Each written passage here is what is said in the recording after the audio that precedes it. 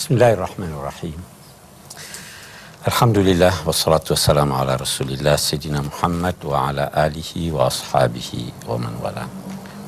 Ibu-ibu, bapak-bapak, saudara-saudara sekalian, Assalamualaikum warahmatullahi wabarakatuh. Dalam kesempatan ini kita masih akan melanjutkan bahasan kita menyangkut surat Abasa wa Tawalla. Kita telah bahas sampai ayat yang ke-16. Lanjutannya menyatakan Qutilal insanu ma akfarah min ayyi syai'in khalaqa min nutfatin khalaqahu faqaddara thumma as-sabila yassara dan seterusnya. Mari kita lihat dulu. Qutilal insanu ma akfara. Kata qutila itu mempunyai banyak makna. Maknanya di sini sesuai dengan gaya bahasa Arab. Kalau ada sesuatu yang buruk sehingga pelakunya perlu dikecam, maka dinamailah atau digunakanlah kata qutila. Bisa juga, terkadang juga kata ini digunakan untuk menggambarkan sesuatu yang luar biasa. Saya bisa berkata seorang penyair yang luar biasa hebat syair-syairnya, saya berkata ma'aqtalahu. Sama kita, kalau di sini kita berkata gile. Itu kan bukan orang gila itu, ya. Tapi sesuatu biasa yang hebat sekali itu ya. Gile. Nah, ini. Di sini qutilal insanu ma akfara difahami oleh ulama sebagai kecaman terhadap orang yang durhaka. Qutilal insanu, terkutuk manusia ini. Jauh dari rahmat Tuhan manusia ini. Ma akfarah. Nah, kata ma lagi di sini bisa mengandung dua makna. Bisa berarti alangkah dan bisa berarti mengapa. Nah, kita lihat. Terkutuk manusia yang durhaka ini. Alangkah durhakanya. Ma akfarahu. Atau terkutuk manusia durhaka ini. Apa yang menjadikan dia durhaka? Ya kan? Akfarahu terambil dari kata kafara. Kafir itu artinya menutup. Petani yang menanam benih lalu menutupnya, itu dinamai kafir. Orang yang kikir, dia punya duit, dia tutup-tutupi, kafir. La in syakartum la azidannakum wa la in kafartum, kalau kamu kikir. Orang yang menutupi kebenaran, kafir. Orang yang menutupi ayat-ayat Allah, kafir. Nah, yang dimaksud di sini, karena itu kafir, orang durhaka. Alangkah kafirnya dia, alangkah durhakanya dia. Dia sombong di sini. Dia tidak mau mengakui bahwa Tuhan kuasa membangkitkan manusia. Dia tidak mau mengakui kelemahannya di sisi Allah. Nah, maka karena itu lanjutannya min ayyi syai'in khalaqa. Ini orang yang sombong, yang durhaka ini. Dari apa tuh dia diciptakan? Itu asalnya apa? Nah, dilanjutkan min nutfatin khalaqahu faqaddara. Dari nutfah, setetes air yang kalau dipegang jijik. Ya. Nutfah. Nutfah ini pun apa yang ada ini itu hanya sebahagian kecil yang menjadi benih manusia. Ratusan ribu, jutaan yang keluar, yang bertemu dengan ovum hanya satu. Terlalu kecil kamu ini. Min nutfatin khalaqahu, Allah menciptakannya, faqaddara. Nah, apa artinya faqaddara? Lalu dia diberi batas oleh Tuhan. Takdir itu batas, ada batas. Manusia ini ada batasnya. Bisa terbang? Nggak bisa, ada. Faqaddarahu.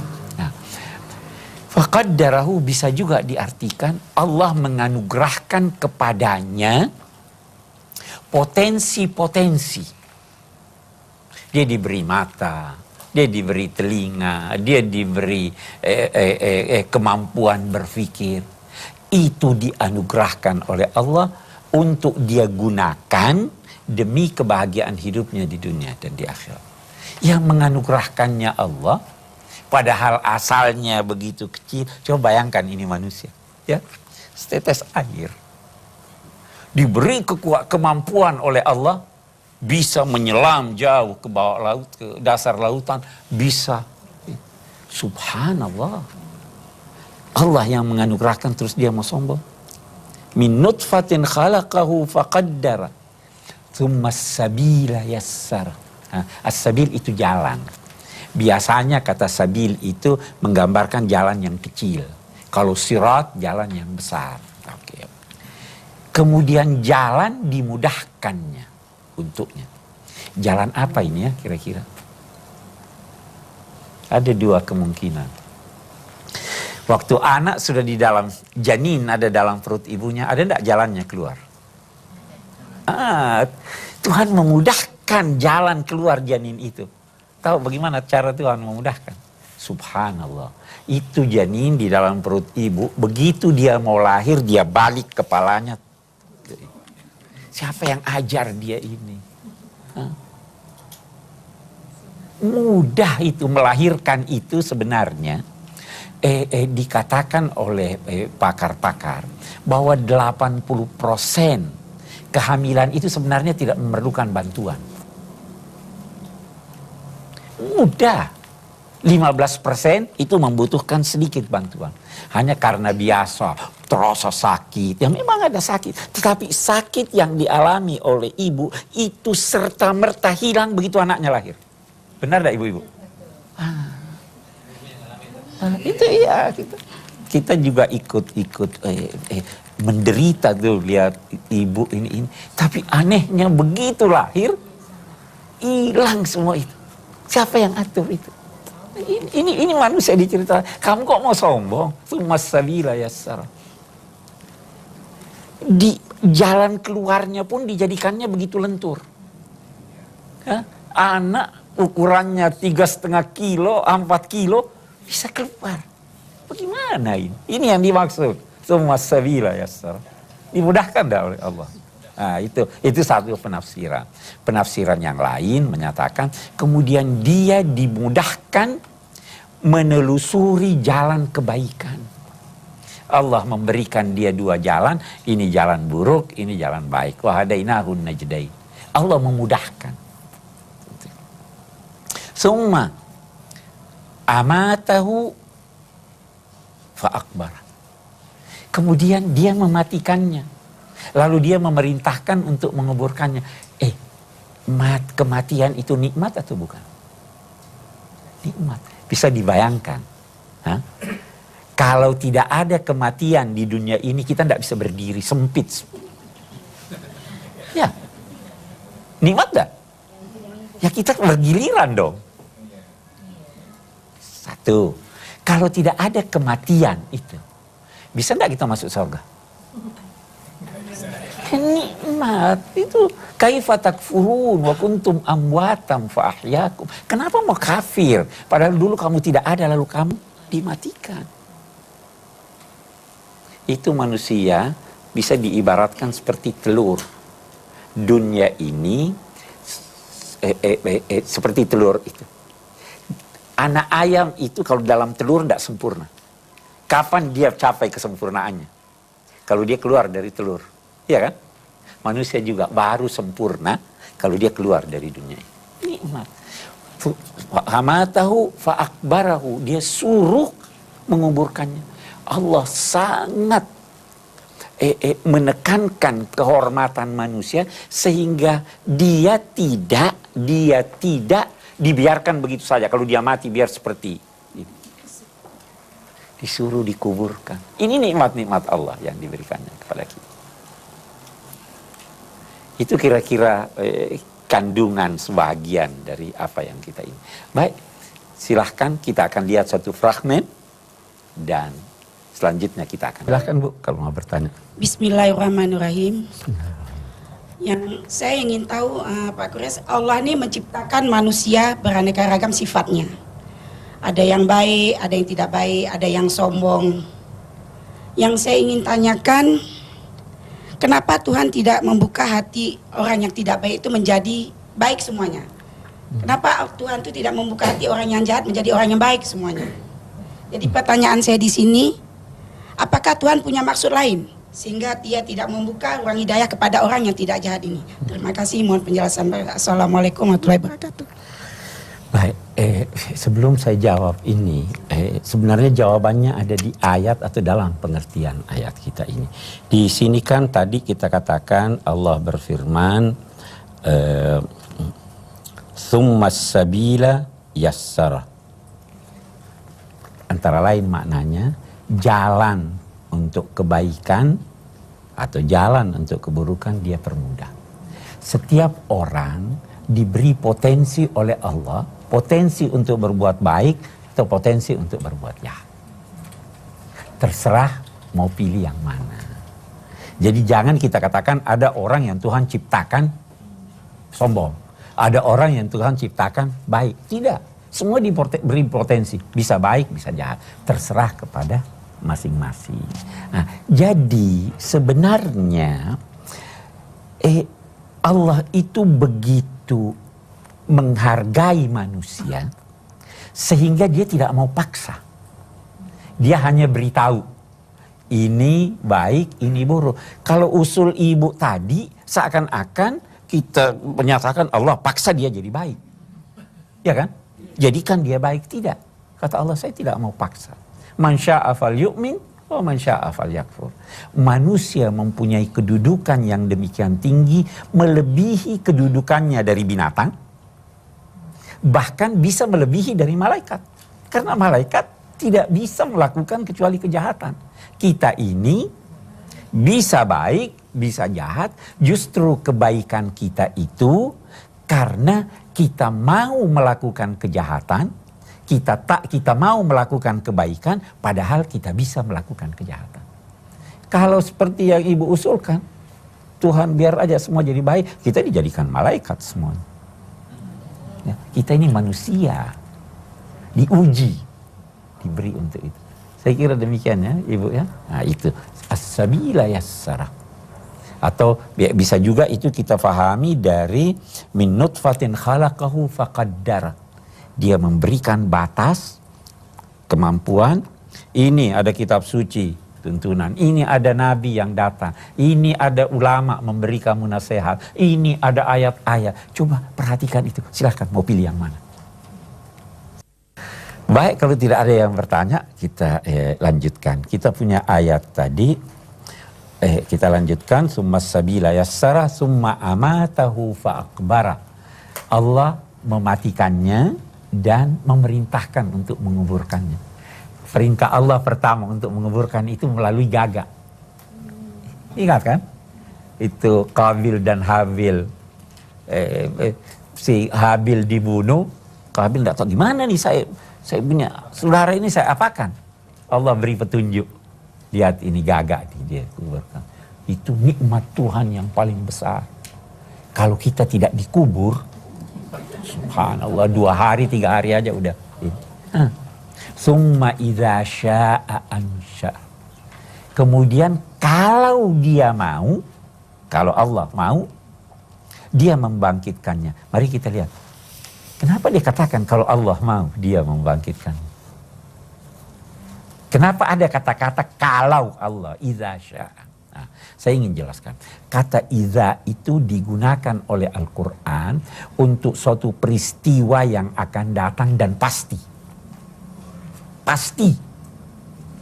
Idza jaa nasrullah, kalau datang kemenangan dari Allah, itu sudah pasti. Idza hadara ahadakumul maut, kalau datang kepadamu tanda-tanda kematian, kematian itu pasti.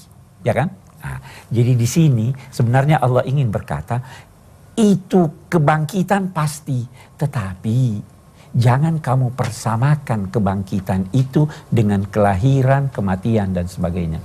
Bisa enggak diduga kelahiran orang? Bisa? Bisa enggak ditetapkan? Yang sesar itu ditetapkan. Saya punya teman hari Jumat saya mau melahirkan. Iya. Bisa enggak diduga kematiannya? Bisa. Bisa. Walaupun kita tidak bisa pastikan. Ya toh? Bisa. Oh ini sudah sakarat, ini paling 2-3 hari ini. Iya kan? Bisa diduga. Bisa enggak diduga kiamat? Karena tidak bisa, untuk menggambarkan ketidakbisaannya itu dan hanya Allah yang tahu, maka dikatakannya idza syaa, kalau dia berkehendak. Bukan kehendak kamu, bukan kehendak dia, ini kehendaknya semata, tapi itu pasti. Kapan dia berkehendak saya tidak tahu. Itu sebabnya dikatakan idza syaa ansyara. Kalla lamma yaqdi ma amara. Ini manusia yang mati belum menyelesaikan tugas-tugas yang diperintahkan Allah kepadanya. Yang mati itu kita belum selesaikan. Kita masih punya dosa nih.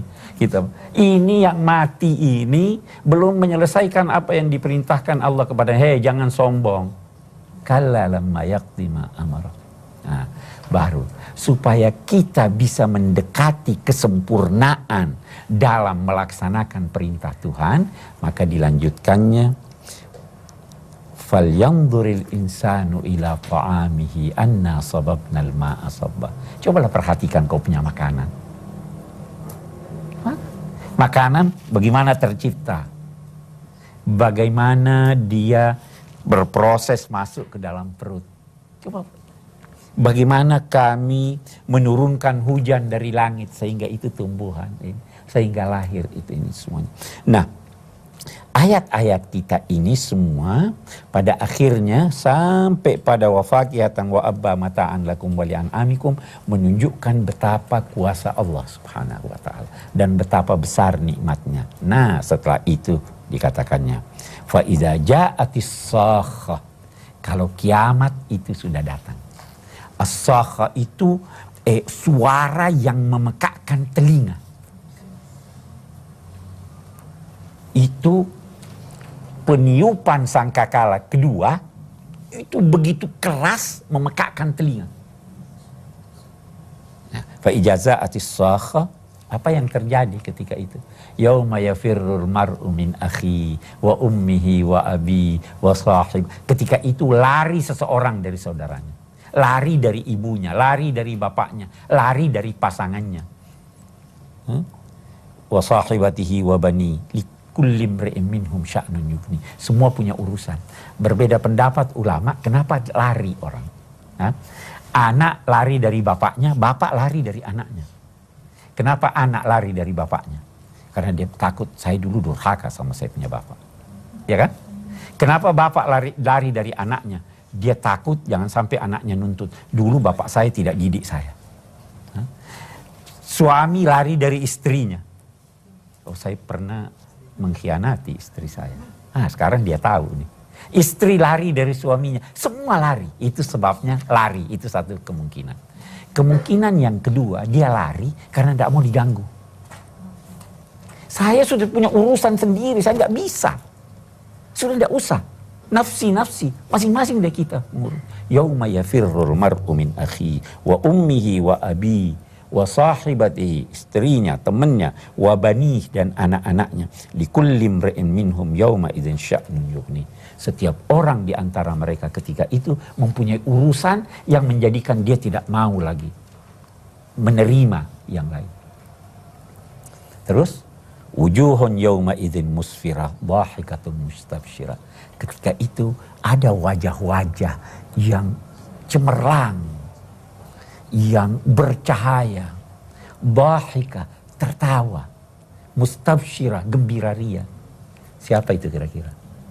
Penghuni sorga yang taat kepada Tuhan. Wa wujuhun yauma idzin 'alaiha ghabara. Ada lagi wajah ketika itu yang penuh debu. alaiha qatarah, tersiram dari atas awan, bagaikan asap hitam.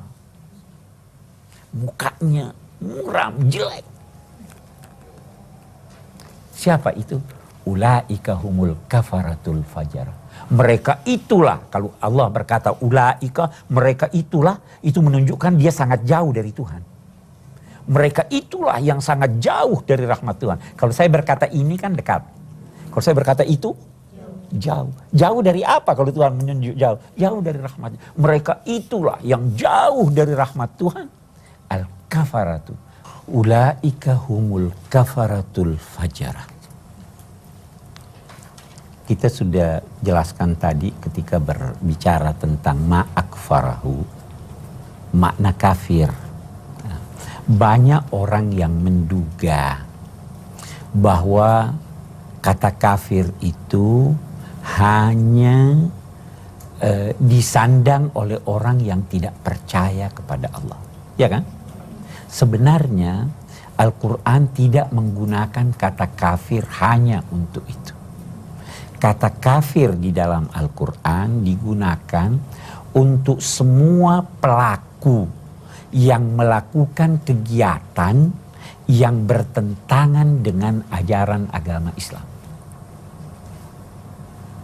Nah, semua pelaku yang melakukan kegiatan yang bertentangan dengan nilai-nilai ajaran Islam.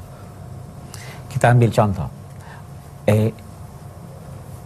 Islam menganjurkan persatuan. Orang yang memecah belah itu kafir atau bukan? Ya, tidak usah ragu-ragu, ya kafir menurut istilah Al-Quran, bukan menurut istilah hukum, ya kan? Nah, orang yang kikir, kafir, ya kan? Nah, semua, walaupun dia Muslim, walaupun dia syahadat, tapi kalau amalannya begitu. Nah, karena itu kita bisa memahami ulaika humul kafarah, orang-orang kafir itu boleh jadi ada orang-orang yang mengucapkan 2 kalimat syahadat, tetapi wajahnya ketika itu muram. Nah, al-fajarah, apa artinya al-fajarah? Itu terambil dari kata fajarah, artinya membelah. Kita biasa, kita pagi itu dinamai fajar. Kenapa itu dinamai fajar pagi? Karena cahaya yang muncul bagaikan membelah kegelapan malam. Ya toh? Jadi dia dinamai fajar. Fajar ini ada 2 macam. Ada yang dinamakan fajar kadzib, ada yang dinamai fajar shadiq. Ya toh? Nah, sebelum terbitnya fajar yang subuh itu, terlihat biasa ada garis hitam. Orang yang tidak tahu, dia duga itu sudah subuh. Yes. Padahal itu namanya fajar kazib, fajar yang bohong. Nah, dari sini pembohong dinamai fajir. Yang pembohong juga dinamai fajir. Nah, kalau saya berkata di sini ulaika humul kafaratul fajarah, al-fajarah kalau saya artikan pembohong-pembohong, maka yang mengalami wajahnya muram semacam ini adalah para pembohong. Nah, pada umumnya ulama memahami kata fajir di sini dalam arti durhaka. Orang yang durhaka itu bagaikan membelah-belah dan merobek-robek ajaran agama.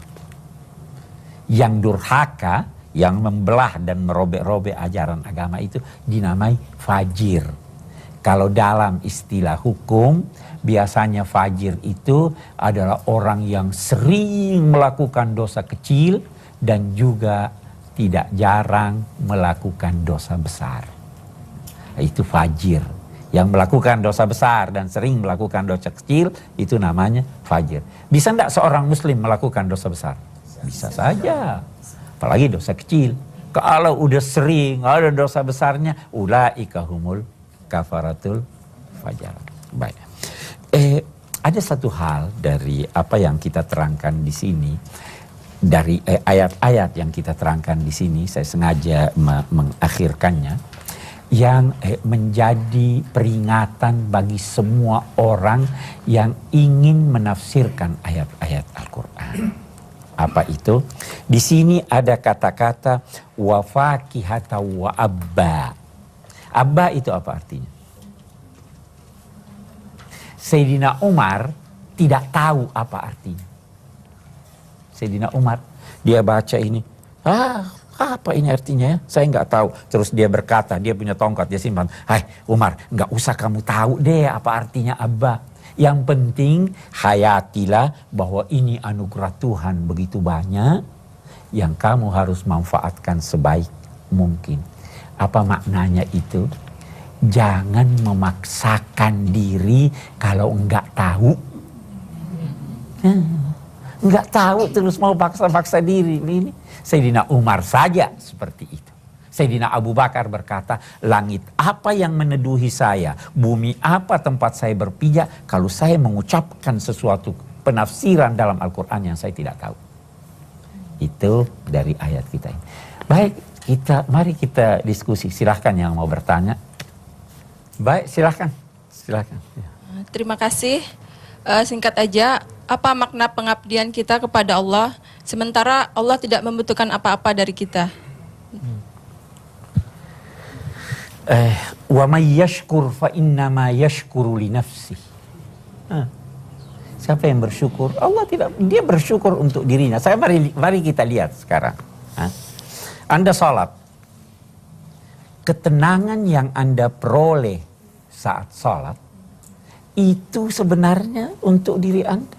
Tidak ada. Allah secara jelas menyatakan, ma uridu minhum mir rizqin wala uridu an yut'amun. Jadi sebenarnya pengabdian itu kebutuhan kita. Bagaimana kita bisa menjadikan salat ini bukan kewajiban tapi kebutuhan. Kita butuh salat, kita butuh zakat. Kita kan bersaudara. Mau lihat zakat sekarang, saya ambilkan contoh zakat. Kalau Anda tidak keluarkan zakat, Anda kaya, dibenci orang. Ya enggak? Kalau ada kebakaran di rumah Anda, tidak ada yang mau bantu. Jadi Anda yang butuh atau Tuhan yang butuh? Sebenarnya semua pengabdian kita ini untuk kepentingan kita. Mau lihat kemurahannya Allah. Nah, itu dia katakan begini. Saya ciptakan kamu. Seperti seorang berkata, mau tidak saya beri Anda tiket ke Amerika? Mau nggak? Mau. Ini Tuhan beri kita tiket ke dunia. Mau tidak kalau di Amerika saya siapkan konsumsi Anda? Waduh, udah lebih mau. Anda tidak disiapkan konsumsi oleh Tuhan. Mau tidak saya beritahu tempat-tempat yang baik dan tempat-tempat yang buruk? Mau. Kita diberitahu. Kalau kamu ke tempat-tempat yang baik, nanti kalau kamu pulang, saya kasih hadiah lagi kamu. Nah, apa hadiahnya itu? Surga itu tuh. Jadi dia ini sayang kepada kita. Jadi tidak ada kebutuhan. Itu makna pengabdian, bukan buat Tuhan, untuk kepentingan kita. Ini manusia.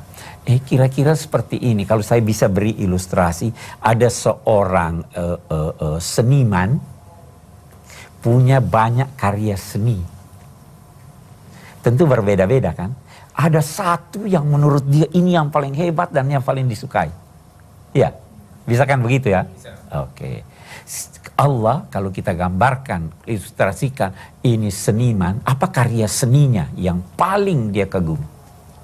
Manusia, yang paling dia cintai manusia. Itu nanti kita akan bahas, ya ayyuhal insan, ma gharraka bi rabbikal karim. Apa yang menjadikan engkau terperdaya sehingga berdosa kepada Tuhanmu yang begitu pemurah kepada kamu. Itu. Jadi dari cintanya kepada kita. Ya toh? Jadi itu pengabdian itu tadi. Baik. Apa kesimpulan kita dari ayat-ayat yang kita baca ini? Mungkin yang pertama kita bisa menyatakan bahwa ayat ini menggugah manusia untuk menyadari asal kejadiannya, menyadari betapa banyak anugerah Allah yang diberikannya kepadanya, agar dia tidak angkuh, agar dia mau merendah di hadapan Allah Subhanahu wa Ta'ala. Itu yang pertama. Yang kedua, manusia betapapun sudah memberikan pengabdian kepada Allah selama hidupnya, itu sebenarnya belum cukup. Ya toh? Lamma yaqdi ma amara, belum cukup dibanding dengan anugerah Allah kepada dia. Itu sebabnya kita ini sebenarnya hidup itu kan mestinya take and give, ya. Sebanyak lebah mengisap sari kembang, sebanyak itu dia beri madu. Sebanyak bulan posisi bulan kepada matahari, sebanyak itu pula dia memancarkan cahaya. Ya toh? Oke. Mestinya sebanyak yang Anda terima dari Tuhan, sebanyak itu pula pengabdian Anda kepadanya. Itu sebabnya waktu turun itu ayat fattaqullaha haqqa tuqatih, bertakwalah kepada Allah sebenar-benarnya takwa, itu dikatakannya begini. Ada sahabat Nabi Ibnu Mas'ud memahami. Dia bilang ini berarti kita harus ingat terus-menerus Tuhan, tidak boleh melupakannya.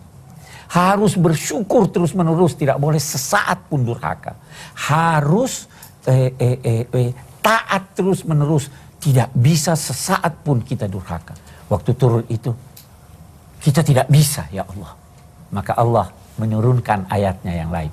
Fattaqullaha mastata'tum. Bertakwalah kepada Allah sesuai kemampuan kamu.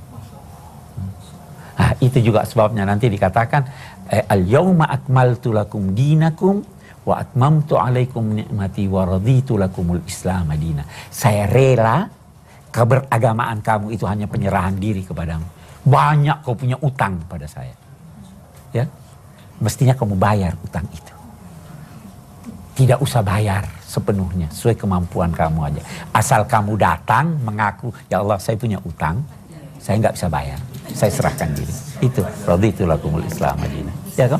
Baiklah, saya kira itu mungkin kesimpulannya dapat kita ambil. Alhamdulillahirabbil alamin.